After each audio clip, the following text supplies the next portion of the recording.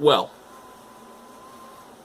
good day YouTube, and welcome to another episode of the Albino Rhino beer review. We're going to drink a beer that came in the June edition of the Beau's Greener Futures Project Club box in July. This was bottled on May 5th, 2016. This is Brew the Change,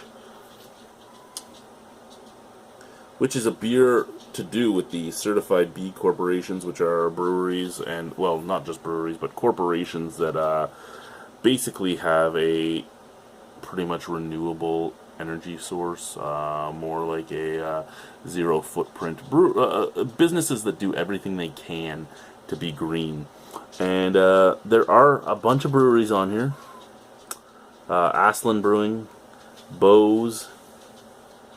What's that one? That one is Bison Brewing, Brewery Vivant, Bull City Burger and Brewery, Hopworks, New Belgium, Persephone, and Picaroons.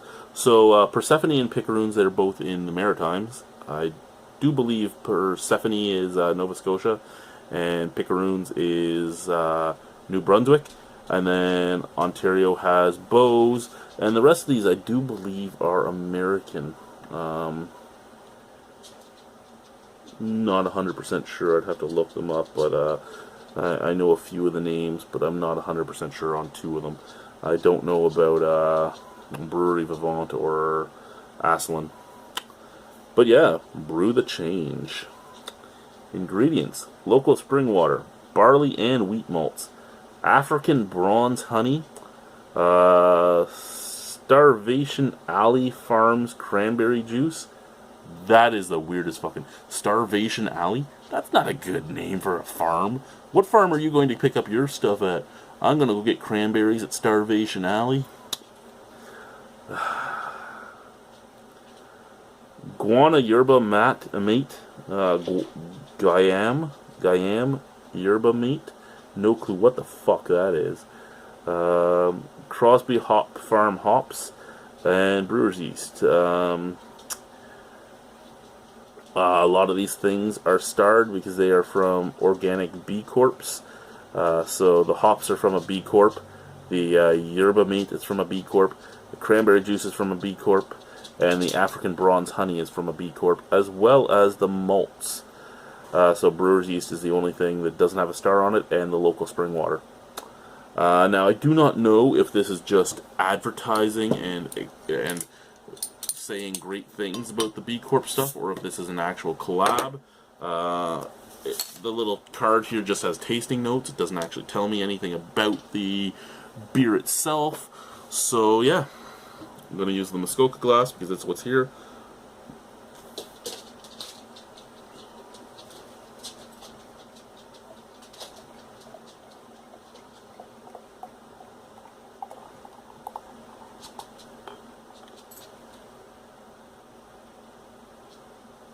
Okay, so cranberry juice is one of the ingredients in here.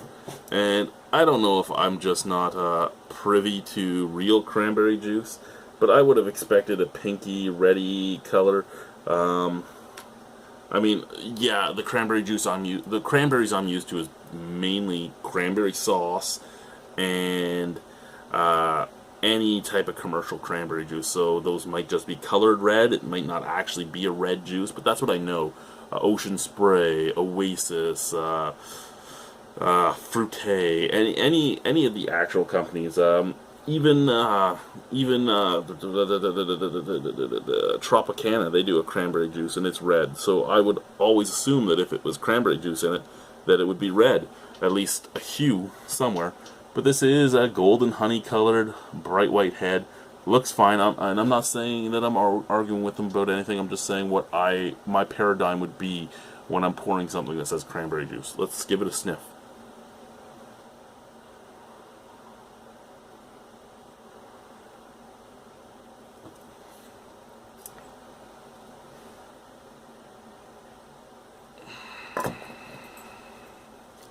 There are a couple flavors in there, a couple scents in there that I can't really pinpoint.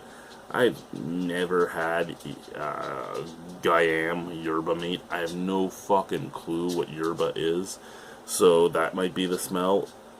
I don't know what hops they're using. It could be that smell. I mean, it's an organic hop farm, so who knows what hops they're actually growing.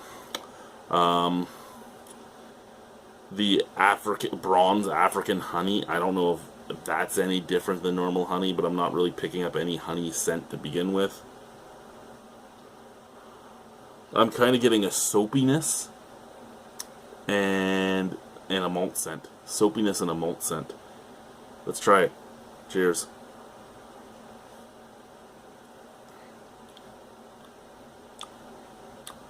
Okay. Very light bodied. First thing I'll say, very light bodied, very light in mouthfeel. The thing just rolls down your throat. What's the ABV on this? 7.1. Wow, I would think this is in the 4 range. To be honest with you, it just slides down so easily and there's no alcohol taste at all.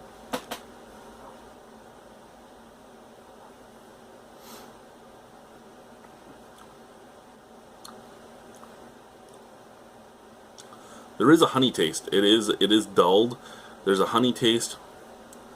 A little bit of commercial cranberry juice. So a little sweet cranberry flavoring. The sweetness could actually just be coming from the honey than anything else. But honey flavor with a sweet cranberry flavor. And then it fades into... it's hard to tell you what it fades into. I'll have to do another sip, but the reason it's hard to tell what it fades into is seconds after you get that sweet cranberry, your tongue is well, my tongue at least is kind of just dried out. There's this almost like blanket dryness that comes across the whole tongue and dries all the flavor out, kills the flavor right away, and just leaves a slightly dirty hoppiness in the very back. Let's try it again. Cheers.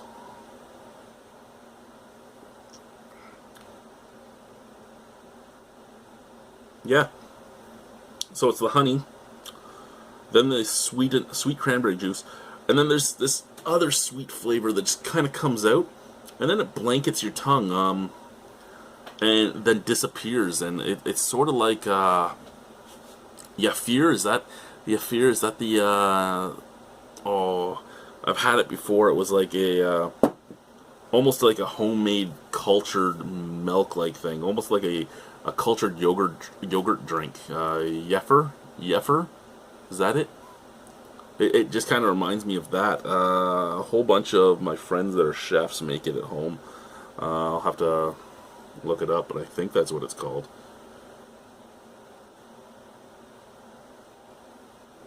If I had my other cell phone down here, I'd okay Google it.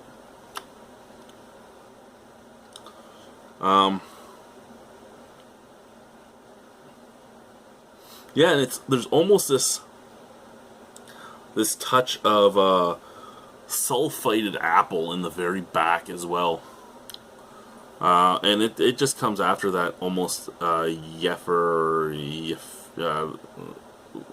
almost that cultured yogurt drink. Well, I think it's milk proteins, or it's some kind of proteins that you culture. That like mouthfeel from that happens, and then I get this almost like sulfited apple taste, and then left with the beautiful remnants of a earthy, dirty hoppiness.